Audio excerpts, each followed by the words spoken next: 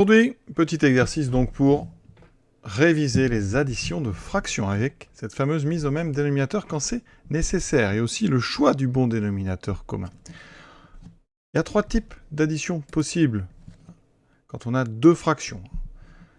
Première, quand on a ici un dénominateur commun. Ensuite, quand on a un dénominateur ici qui est multiple de l'autre. Par exemple, 14, c'est 2 fois 7. Ça, c'est des cas très simples. Ensuite, le cas où les deux dénominateurs sont ce qu'on appelle premiers entre eux. Ils n'ont pas de diviseur commun. Et je vous en ai mis deux. Et ensuite, le cas le plus délicat, quand on peut trouver un dénominateur qui n'est pas simplement le produit des deux.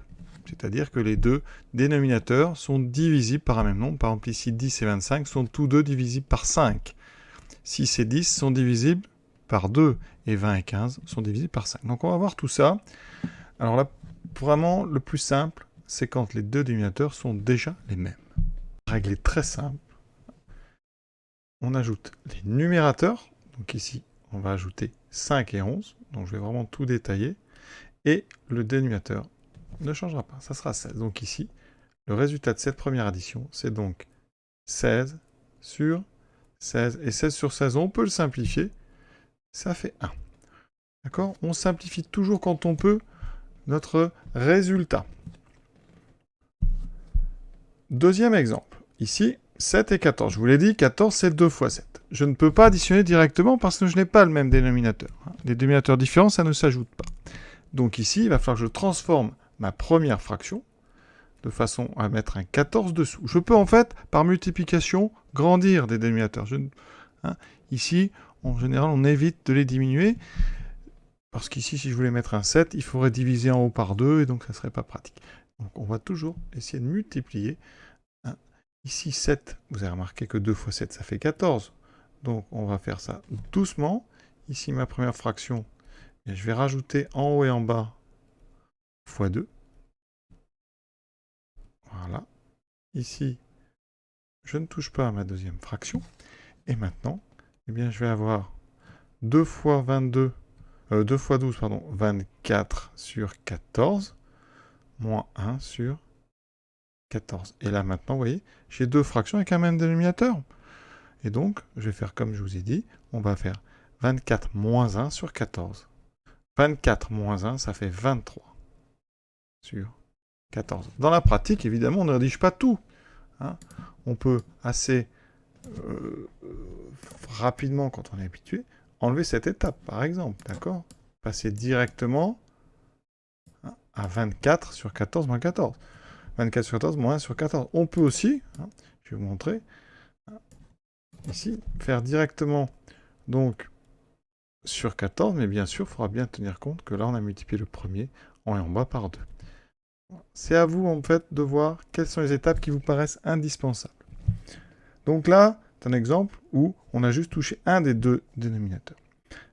Dans la plupart des cas, il va falloir toucher les deux dénominateurs. Par exemple, 3 et 5, vous ne pourrez pas passer de 3 et 5 en multipliant par un nombre entier. Donc on va toucher la première et la deuxième fraction. Et donc, ici, qu'est-ce qu'on va faire? Alors je vais expliquer doucement.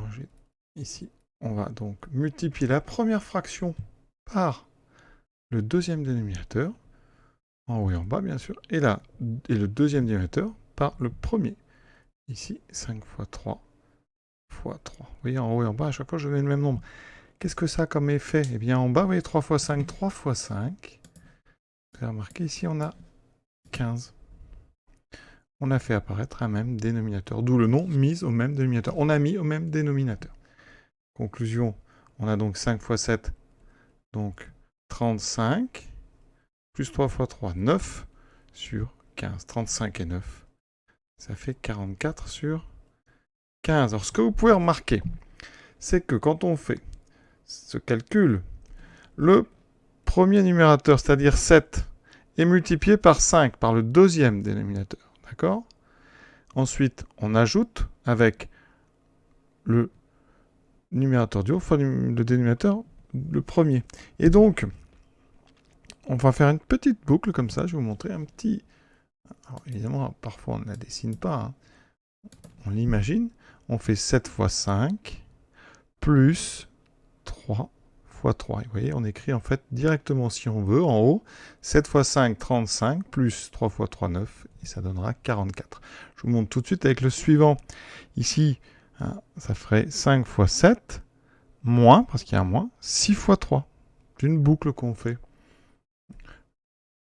Ça nous donnerait donc ici directement en bas 6 fois 7, 6 fois 7, 42, et en haut 5 fois 7, 35, moins 3 fois 6, 18. 35 moins 18, on fait 35, donc moins 10, ça fait 25, moins 8, 17. On a donc 17 sur 42. D'accord? Je vais vous le remontrer celui-là un petit peu plus doucement. La première fraction en haut et en bas par 7, par le deuxième dénominateur. Et celui-là. Ensuite, la deuxième par 6. 6, c'est le premier dénominateur. Et on a donc dessous 6 fois 7, et 7 fois 6, ça fait 42 dans les deux cas. Donc j'ai deux fractions qui sont au même dénominateur. À la fin, j'aurai donc sur 42, et en haut, j'aurai donc 35 moins 18. Vous voyez, on obtient la même chose. Donc, rappelez-vous de ce petit système qui peut vous gagner du temps. 5 fois 7, 35, moins 3 fois 6, 18. Et donc là, je répète, ça fait 17 sur 42. On ne peut pas simplifier. On continue avec, ici, deux dénominateurs qui sont 20 et 3. 20, ça n'est pas divisible par 3, donc là, vous n'avez pas le choix non plus. Donc, la méthode que je vous ai montrée, la petite boucle, on va faire 11 fois 3 moins 20 fois 7. Ce qui me donnera, donc ici, 11 fois 3, 33, moins 7 fois 20, ou 20 fois 7, ce qui fait 140 sur 60. 33 moins 140, alors ça fera un nombre négatif, ça ferait moins 107 sur 60. Alors le moins ici en haut, il a cette capacité, on peut le mettre devant. Et on préfère d'ailleurs le mettre devant, ça fait moins 107 sur 60. Alors j'ai utilisé ma technique, vous voyez, avec cette petite boucle, que beaucoup utilisent dans de nombreux pays. Eh bien, on aurait pu, hein, je vais vous le détailler, faire plus doucement, hein, en faisant donc ici toujours cette écriture-là, vous voyez. Donc, en haut, je multiplie en haut et en bas, ici, par 3, et la deuxième par 20. Vous voyez que j'ai bien 33 moins 7 fois 20 qui fait 140. Délicat, 10 et 25. Alors, si on ne réfléchit pas, on va faire tout de suite ma petite technique, là, 7 fois 25, plus 10 fois 3. Ce qui me donnera, hein, ici, 7 fois 25, donc ça, je vous le dis, ça fait 175, plus 10 fois 3, plus 30, sur 10 fois 25, 250. Et ça me donne 205 sur 250. Et ça, on peut simplifier par 5, vous voyez? Ce sont deux multiples de 5. Alors 200, c'est 41 fois 5. Donc si je simplifie par 5, j'ai 5. Et donc j'obtiens 41 sur 50.